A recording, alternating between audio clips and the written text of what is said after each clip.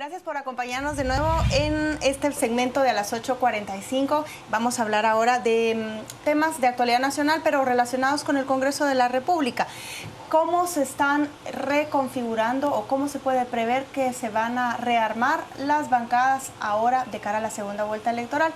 Para hablar de este tema, conversamos con Edgar Pereira, él es politólogo, y con Melissa Tojín, también es politóloga. Sí. Ambos son analistas y nos ayudan a entender a entender lo que está sucediendo ya en el Congreso de la República. Pero yo creo que antes de entrar al Congreso se ha anunciado esta tarde un hecho que no podemos eludir para este análisis, y es esa renuncia que presenta Manuel Valdizón al partido líder a la contienda electoral.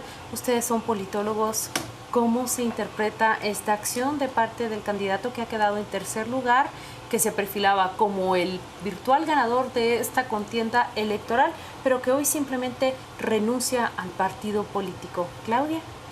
Yo creo que al final es un poquito el escenario también que no se dio como se estuvo manejando durante toda la campaña. Sabemos de que empezó con un aire triunfalista, con un 40% de aparente intención de voto, y todo lo que se da, la crisis política, el desgaste también que tuvo, algunas estrategias pues no tan acertadas, ¿verdad?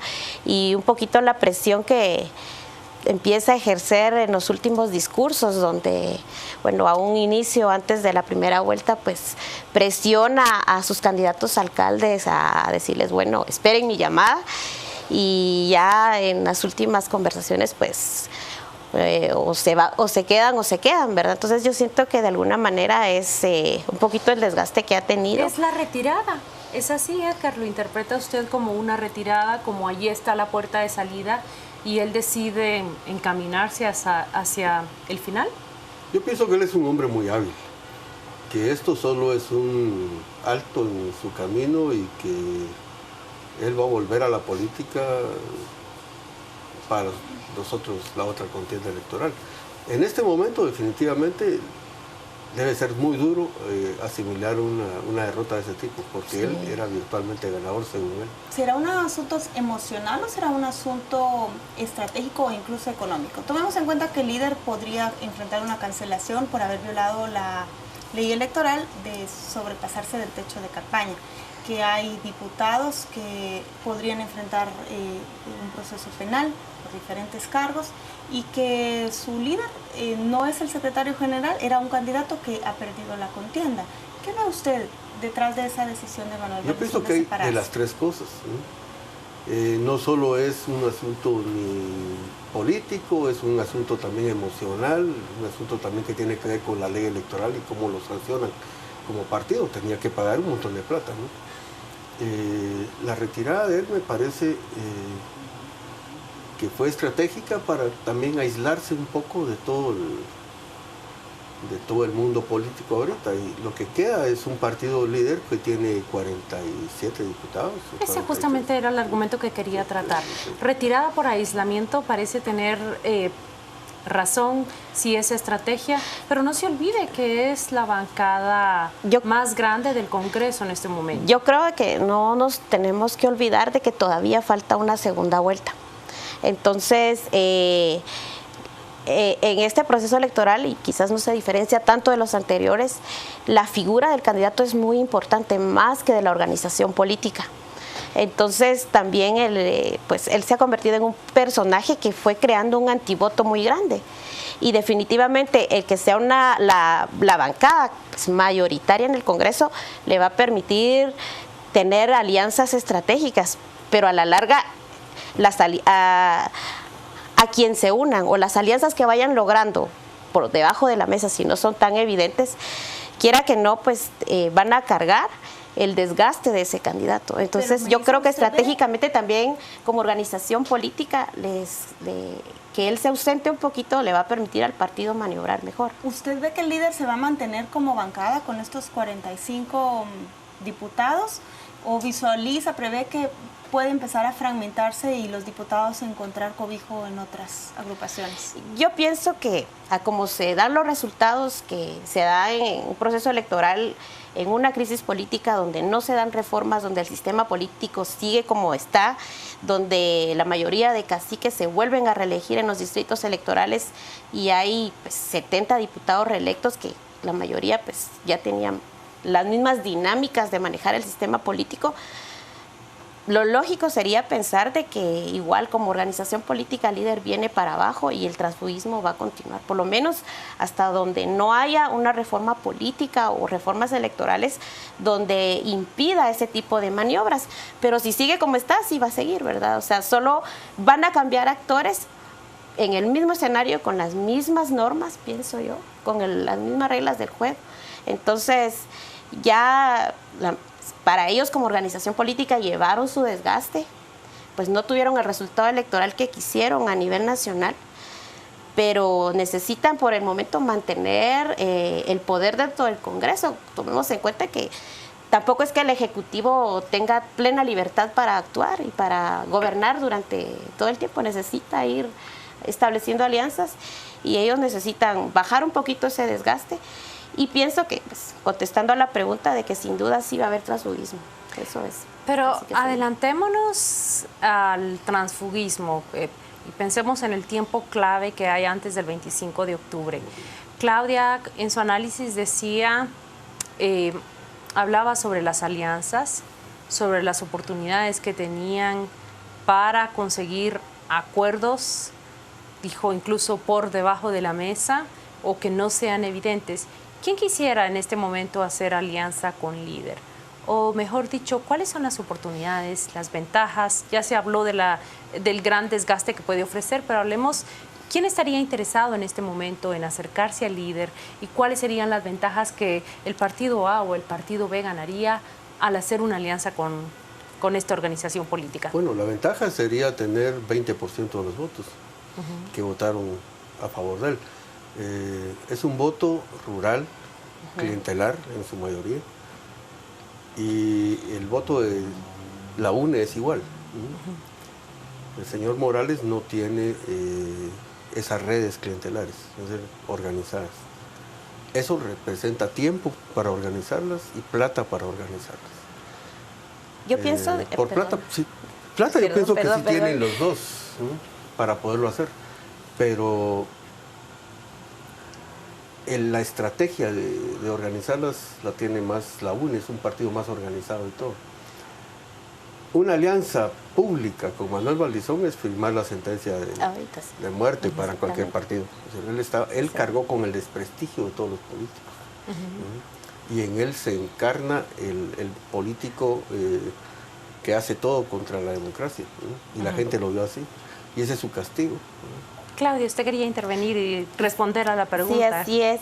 Yo siento de que no debemos tampoco dejar de lado la importancia a nivel organizacional que tienen los partidos que han tenido, que ahorita son mayoritarios en el Congreso, el mismo líder, la UNE, Partido Patriota, que manejan pues con sus diferentes mecanismos y estrategias un caudal de votos que en un momento puede llegar a ser decisivo.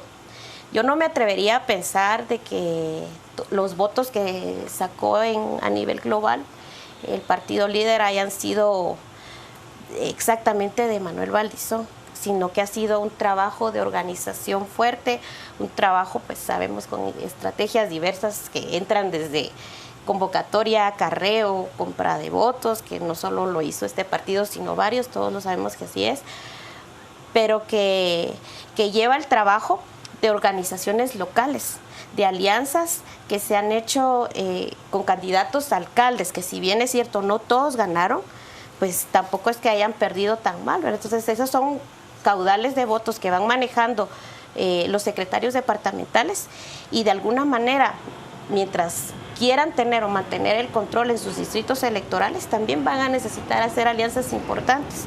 Entonces, quizás de manera explícita no lo van a decir, vamos a hacer una alianza con el partido líder, por lo mismo que aquí Edgar acaba de decir, pero definitivamente las necesitan porque por sí solos no van a poder. Edgar, las alianzas de los alcaldes, ¿a qué partido le ve más beneficio aliarse en este momento? ¿A la UNE, a FCN? Con los alcaldes. Los alcaldes electos. La mayoría las tuvo líder en las alcaldías, más de 120 comunas.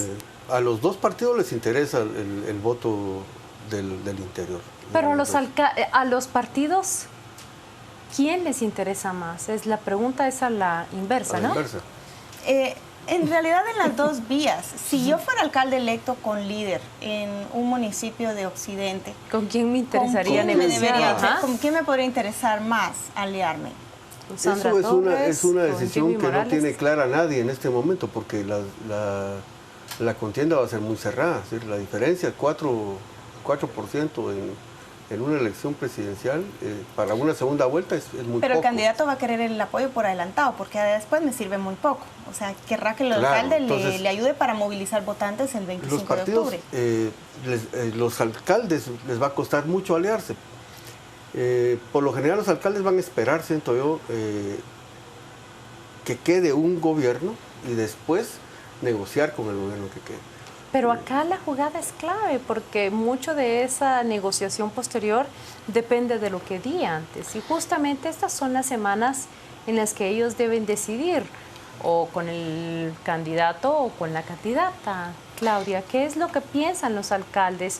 ¿Cómo sopesan esa decisión? ¿Cómo se equilibra esa balanza entre Sandra Torres, Jimmy Morales, UNE, FCN, Nación? Yo creo que es importante que tomemos en cuenta las condiciones que se han dado en este proceso electoral, también el involucramiento que hay de la ciudadanía ya en ciertos debates, en cuestionar a las organizaciones y a los políticos, pero también en dónde se da ese tipo de debate. Digamos que ya después de más de 20 años ya hay una manera de hacer las cosas. Entonces, si bien es cierto, a nivel urbano, hay pues a redes sociales, a nivel de medios, hay indignación, hay expresiones hacia el proceso electoral de diversos enfoques. A nivel local, ya hay una manera de hacer las cosas y muchas veces los candidatos alcaldes o los mismos alcaldes electos dependen mucho de ese líder departamental, de ese secretario departamental, hacia dónde los oriente, hacia dónde los guíe, porque ya hay una dinámica de cómo se han ganado las elecciones, de cómo se maneja la gobernabilidad. Y recordemos de que hay muchos diputados que comenzaron en un partido político y se han ido pasando a otros y a otros, pero que han ido pues manteniendo ciertas alianzas o en algún momento han trabajado juntos y eso de alguna manera también les va a permitir hacer análisis, alianzas. Entonces, ¿qué quiero decir con esto? De que yo no creo de que los candidatos alcaldes vayan a tomar por sí solos una decisión, sino que ellos van a tomar muy en cuenta lo que sus diputados electos vayan pues ya sea a indicarles o a sugerirles y también sus secretarios departamentales del partido en el que hemos escuchado cifras ya desde el fin de semana, que ayer nos decía alguien que el líder hay 35 diputados que quieren cambiarse, hoy en la mañana me daban una cifra que algunos diputados patriotas quieren pasarse con todos y bueno, son rumores, ¿verdad? Las decisiones se tienen que tomar pronto porque los partidos necesitan saber con qué apoyo cuentan de sus diputados, que tiene una implicación, como usted decía, Melissa, en las alcaldías. Pero, ¿cómo lo ve usted, Edgar? Mire, yo lo que veo es que los partidos, bueno, la integración del Congreso, como quedó en la elección, no se va a parecer en nada dentro de 2 meses. A la que asuman los que asuman van a ser totalmente diferentes. Al mes siguiente, a los 15 días, van a empezar los cambios. Un congreso amorfo nos está anunciando usted. Sí, es un congreso que va a estar manejado por los intereses de los diputados, porque realmente no hay partidos. Lo que hay gente que financia su campaña para llegar a través de un partido al Congreso. Pero una vez en el Congreso se declara independiente. Y va a formar alianzas con quien le convenga. Eso lo dice indistintamente cualquier analista en estos momentos, pero la pregunta quizás deba ser, ¿hay una diferencia en ese escenario entre que el candidato ganador sea Jimmy Morales o que la candidata ganadora sea Sandra Torres? Mire, yo lo que veo es decir, ¿el Congreso se reconfigurará diferente o se va a reconfigurar igual, independiente de quién sea electo presidente? Realmente el asunto es el siguiente, es decir, Jimmy Morales tiene apenas aproximadamente 11 diputados, ¿no? Y los otros partidos juntos tienen 47 y 37, es una cantidad grande, más de 80. Con eso tendrían control sobre cualquier ley, ¿no? Es decir, podrían hacer una alianza de ese tipo y garantizarse gobernabilidad. El señor Morales tendría que sumar muchos más partidos para poder tener esa gobernabilidad y garantizarse impulsar leyes. Es decir, todo eso es en función de lo que puedan hacer gobernando, pero antes hay que ver cómo lograr llegar, porque la disputa no es cómo van a gobernar, sino cómo van a hacer para ganar la elección. Y la elección es el pleito por los votos de los otros candidatos que se quedaron fuera, que son otro 25%. Es el 25% de los votos de que está Viva, Encuentro por Guatemala, todos. Ese voto es el que tiene que captar ahorita, ya sea Jimmy Morales o Sandra Torres. Claro.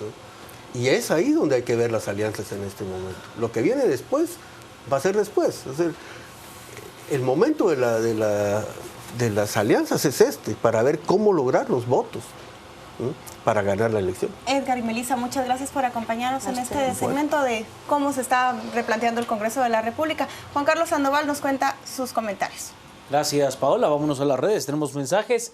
Omar nos dice: aliarse con líder es un alto riesgo para esos dos partidos, más para FCN, y creo que le traería más problemas que beneficios. Candy: por eso Valdizón se va, porque no le conviene que sea evidente la alianza con Jimmy Morales. Su plan B es lo que dice Candy.